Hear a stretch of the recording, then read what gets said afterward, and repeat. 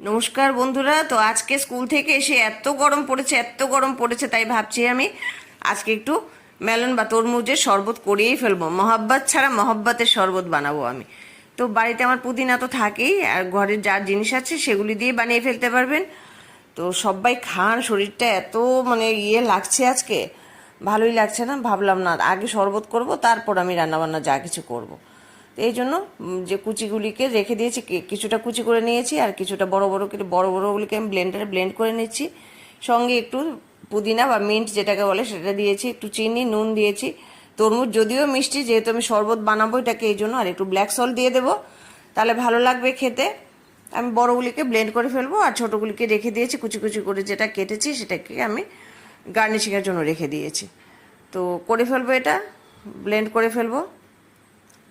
সবাই খাবেন, ভীষণ গরম পড়েছে, তাহলে ভালো লাগবে শরীরটা। আর আরে ভুলেই তো গেলাম, একটু জল জিরা দিয়ে দিই, তাহলে একটু জল জিরা দিয়ে দিই। তো হয়ে গেল ব্লেন্ড। তা দিয়ে দিলাম একটু রুহ আফজা ছিল ঘরে, রুহ আফজা একটু দিয়ে দিলাম, তাতে আরও ভালো হবে। আর বরফ কুচি আর দিয়ে আমি গার্নিশিং করে দেব, তাহলে খেতে মুখে পড়বে যখন ভালো লাগবে আর কি। আর বরফ না দিলে, ঠান্ডা না দিলে ভালোই লাগবে না, ভিতরটা একদম শান্তিই হবে না। তো সবাই খাবেন আপনারা, এই জন্য খাওয়া খুব প্রয়োজন। তবে হ্যাঁ, আরেকবার বলছি, আমি রোজই বলি, যাদের খাওয়া বারণ তো ওরা তো খেতে পারবেন না। কিডনির সমস্যা যারা আছে, যাদের ইউরিক অ্যাসিড আছে, ওরা হয়তো খেতে পারবেন না। তবু একবার জিজ্ঞেস করে নেবেন ডাক্তারের কাছে।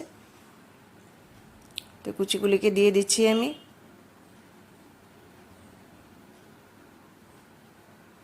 আজকে আমার কাছে সবচেয়ে বেশি গরম মনে হচ্ছে আর কি, এত অস্থির অস্থির লাগছিল। বা গার্নিশিংয়ের জন্য একটু পুদিনা দিয়ে দিচ্ছি উপরে। তো হয়ে গেল আমার কমপ্লিট, একদম মহব্বত ছাড়া মহব্বতের শরবত। এই যে বানিয়ে নিলাম। তো মহব্বত ছাড়া মহব্বতের শরবত সুন্দর হয়েছে তো, খুব টেস্টি ছিল কিন্তু। নিন আপনাদের জন্য একটা, খেয়ে সুস্থ থাকুন, ভালো থাকুন, সবাইকে ভালো রাখুন।